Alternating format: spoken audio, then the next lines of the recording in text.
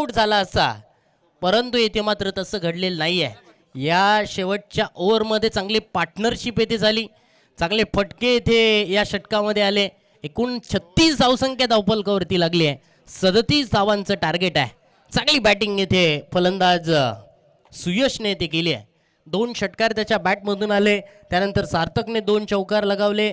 त्यानंतर आदित्यने सुद्धा येथे 1 चौकार लगावला आणि त्याच आधारावरती येथे धावसंख्या 36 पर्यंत पोहोचले. जिंकण्यासाठी 37 धावांचं टार्गेट असणार आहे. ओके, या 37 धावसंख्येच्या टार्गेटचा पाठलाग कशा रीतीने उत्तरार्धाच्या खेळामध्ये आपल्याला पाहायला मिळेल. तत्पूर्वी आपण पाहतोय राजा शिवछत्रपती क्रीडांगणावरती यानंतर होणारा सामना असेल जोगेश्वरी माता आवास विरुद्ध गुडलक परुपाडा. दोन्ही टीमचे कर्णधार इथे आलेले आहेत.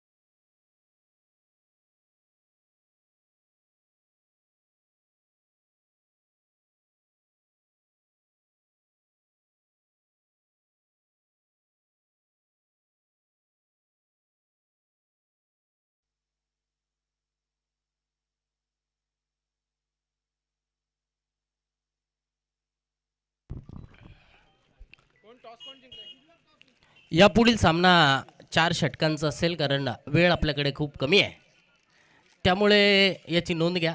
तर टॉस जिंकलाय गुडलक परुपाडा संघाने.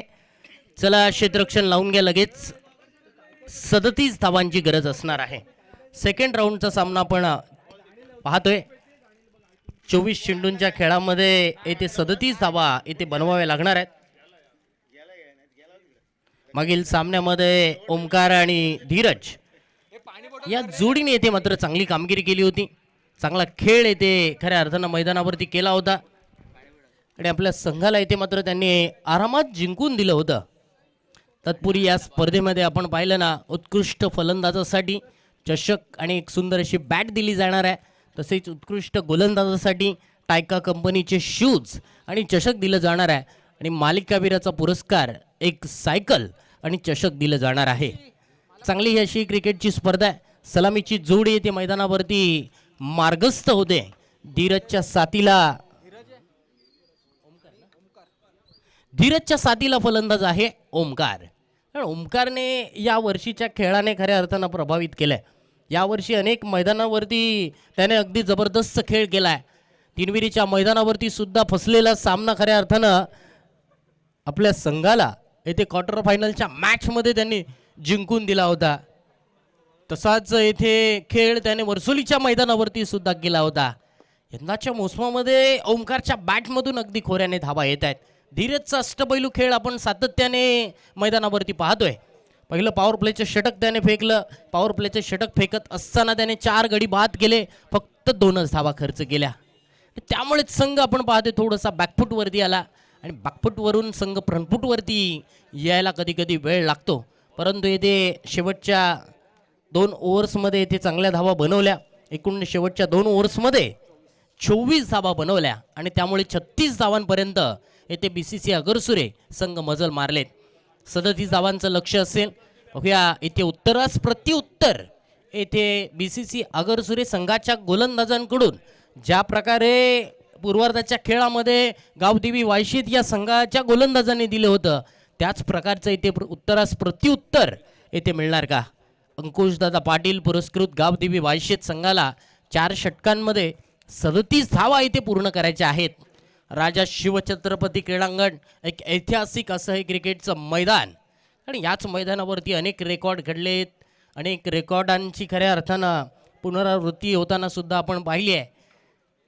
परंतु आत्तापर्यंत जर पाहिलं ना, गोलंदाजांनी हॅट्रिक मिळवल्यात. फलंदाजांनी सुद्धा षटकार चौकारांच्या हॅट्रिक लगावल्यात. परंतु एकही फलंदाजाने आत्तापर्यंत 50 धावा या मैदानावरती तिसऱ्या दिवस येथे मात्र संपत येत चाललेला आहे. परंतु एकही फलंदाजाने 50 धावा बनवताना आपण पाहिलेल्या नाही आहेत. 40+ धावा सुद्धा एकही फलंदाजाने बनवलेल्या नाही आहेत. बघूया इथे 37 धावांचं लक्ष आहे. पहिल्या चेंडूवरती पूल मारण्याचा प्रयत्न होता. बॅटचे अगदी पठ्ठ्यामध्ये चेंडू बसलेला नाहीये. बॅटचं आणि बॉलचं कनेक्शन म्हणावं तसं झालेलं नाहीये. चेंडू गेलाय फाईन क्षेत्रामध्ये, फाईन लेग मध्ये क्षेत्ररक्षक होता. चेंडूवरती कोणती धाव मिळत नाहीये. धावसंख्या इथे मात्र 0 धावसंख्या. धावसंख्येचा श्री गणेशा इथे झालेला नाहीये. पहिल्या चेंडूवरती अनिरुद्ध पुढील चेंडू घेऊन राईट आर्म विरुद्ध विकेटने. या चेंडूवरती फटका कव्हर्सच्या डोक्यावरून इथे खेळलाय. चांगलं टायमिंग झालंय या चेंडूवरती. इनसाइड आउट खेळलेला फटका चेंडू. 1 बाउन्स डीप कव्हर सीमारेषा बाहेर चौकार.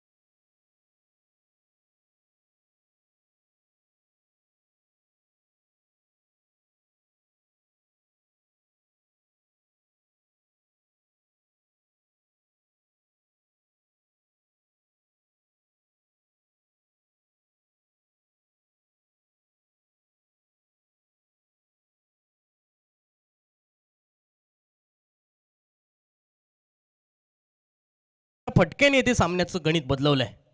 या चेंडूवरती स्क्वेअर ऑफ द विकेट फटका, आडव्या बॅटने येथे फटका खेळला गेलाय. डीप स्क्वेअर लेग मधून क्षेत्ररक्षक चेंडूवरती पोहोचलेत. एक सिंगल धाव मात्र या चेंडूवरती आरामात पूर्ण केली जाते. धावसंख्या एकीने बदल होईल.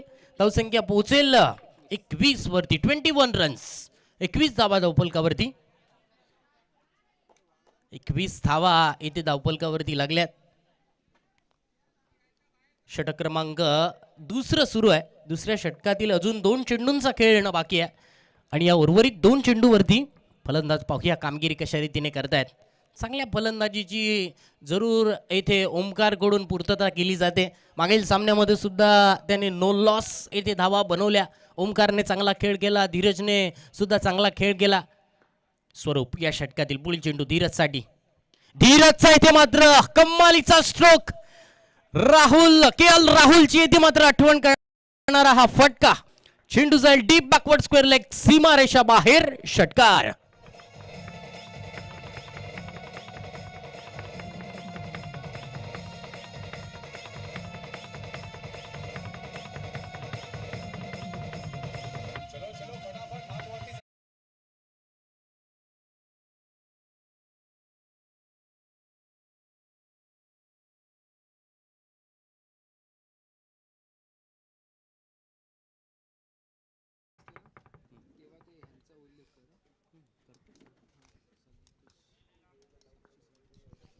चांगला स्ट्रोक येते धीरजच्या बॅटमधून येतोय.